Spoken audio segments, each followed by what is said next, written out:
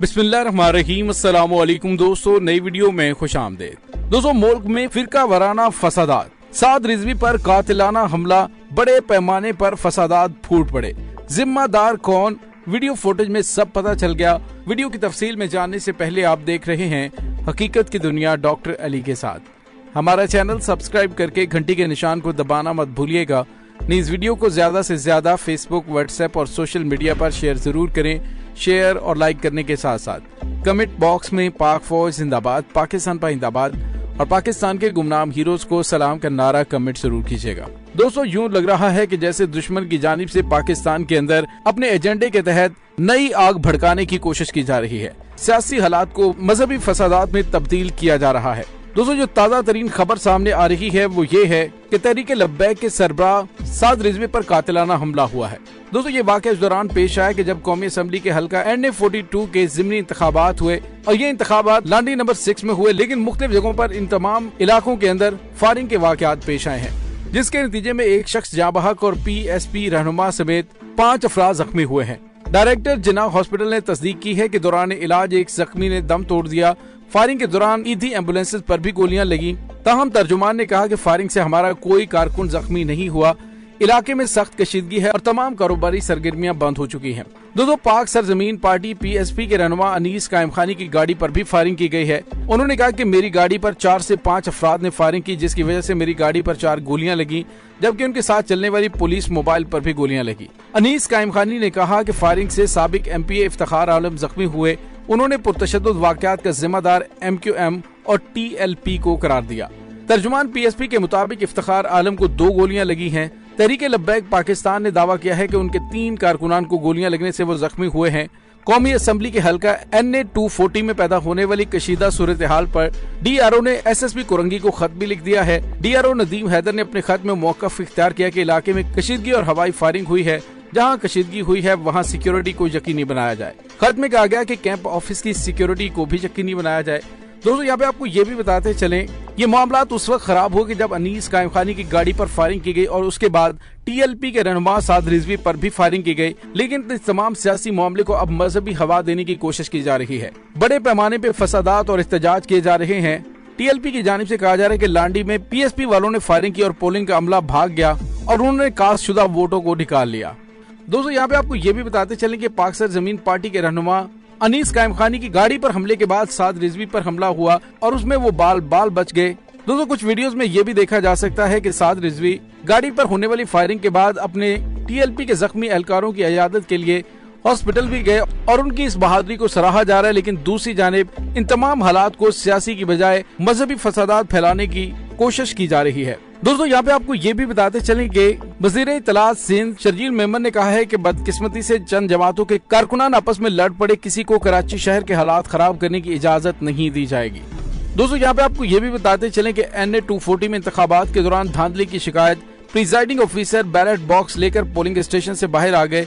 मुत्तहिदा कौमी मूवमेंट पाकिस्तान के रुकने कौमी असम्बली डिप्टी इकबाल मोहम्मद अली के इंतकाल पर खाली होने वाली निशस्त NA240 पर आज पोलिंग हुई और पोलिंग के दौरान लांडी गोश्त मार्केट के करीब PSP के कारकुनान की जानिब से MQM पर धांधली का इल्जाम आयद किया गया। बाद मुतल्लिका प्रिजाइडिंग ऑफिसर बैलेट बॉक्स लेकर पोलिंग स्टेशन से बाहर आ गए और इसी तरह पोलिंग स्टेशन पर 2-2 घंटे की लोड शेडिंग भी जारी रही, जिसकी वजह से पोलिंग स्टाफ और पोलिंग अमला गर्मी से बेहाल हो गया। दोस्तों, यहाँ पे आपको ये बताते चलें कि अब पूरी पाकिस्तानी कौम की तवज्जो इसी तरह के फसादात की जानिब मोड़ने की कोशिश की जा रही है, क्योंकि इस वक्त इम्पोर्टेड हुकूमत के तमाम तर हथकंडे बुरी तरह से नाकाम हो चुके हैं। उनकी जानिब से हतुल विसाक कोशिश की जा रही है कि पाकिस्तान के अंदर पैदा होने वाले हालात से ज्यादा संगीन नौयत के कोई हालात पैदा किए जाएं कि अवाम की तवज्जो इस महंगाई से हट जाए और हुकूमत को मजीद बड़े फैसले करने का मौका मिल जाए। दोस्तों, इस वक्त पाकिस्तान के अंदर सियासी सूरत हाल एक बहरान की शक्ल इख्तियार करती जा रही है। पंजाब, सिंध और बलूचिस्तान में हालात दिन ब दिन बदतर होते जा रहे हैं और पाकिस्तान के मुख्तदर हलकों की जानिब से इन तमाम हालात वाक़यात को कंट्रोल करने के लिए सॉलिड स्टेप उठाने की बजाय खामोशी से ये तमाम मनाजर देखे जा रहे हैं। आखिर क्या वजह है कि पाकिस्तान के मुख्तदर हलकों की जानिब से पाकिस्तान के खराब होते हुए हालात को बिल्कुल न्यूट्रल होकर देखा जा रहा है? दोस्तों, याद रहे कि जब से इमरान खान को तहरीक अदम एतमाद के जरिए हटाया गया, तब से वो एक ही बात किए जा रहे हैं कि फौरी तौर पर असम्बलियां तहलील करके इलेक्शन की जानिब बढ़ा जाए ताकि मुल्क के अंदर सियासी बहरान पर काबू पाया जा सके। लेकिन दोस्तों, हुकूमत की हठधर्मी की वजह से हर गुजरते दिन के साथ पाकिस्तान पूरी दुनिया के सामने एक्सपोज हो रहा है। पाकिस्तान के मुआशी हालात एक्सपोज होने की वजह से कोई मुल्क पाकिस्तान को कर्जा देने के लिए तैयार नहीं। इस इम्पोर्टेड हुकूमत की हठधर्मी और कुर्सी से मोहब्बत की वजह से पाकिस्तान मजीद बहरानों का शिकार होने जा रहा है। और अगर खुदा न खास्ता इसको मजहबी रंग देकर किसी भी मजहबी शख्सियत को रास्ते से हटा दिया गया तो मुल्क के अंदर फिरका वाराना फसादात फूट पड़ेंगे, जिस तरह से आज कराची के अंदर हालात पैदा करने की कोशिश की गई। दोस्तों, इस वक्त शरीफ खानदान अपनी करप्शन को छुपाने के लिए और अपनी कुर्सी को पक्का करने के लिए किसी हद तक भी जाने के लिए तैयार है।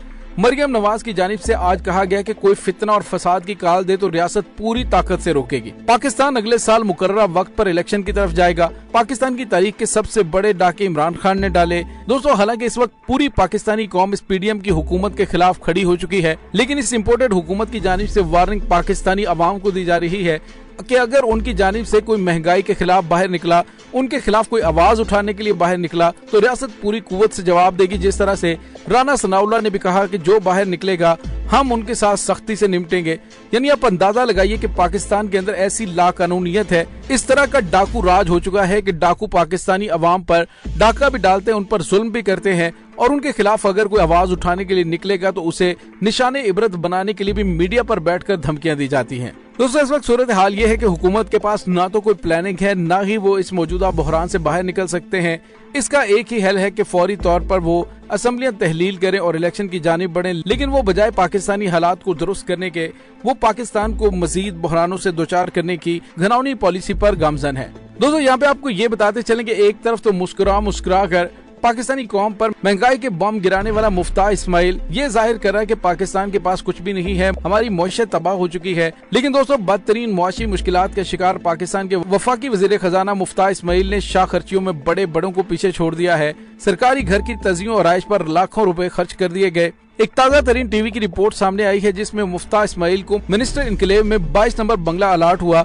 मुफ्ता इस्माइल की इस घर में मुंतकिली से पहले उसकी तज़वीज़ और आयश की गई, जिस पर 48 लाख रुपए के अखराजात आए। दोस्तों, आप अंदाजा लगाइए, जो पाकिस्तानी कौम को चाय की एक प्याली कम करने के लिए मशवरे दे रहे हैं, खुद उनकी शाह खर्चियां पाकिस्तानी कौमी खजाने पर डाके अपनी पूरी आबोताब से जारी हैं।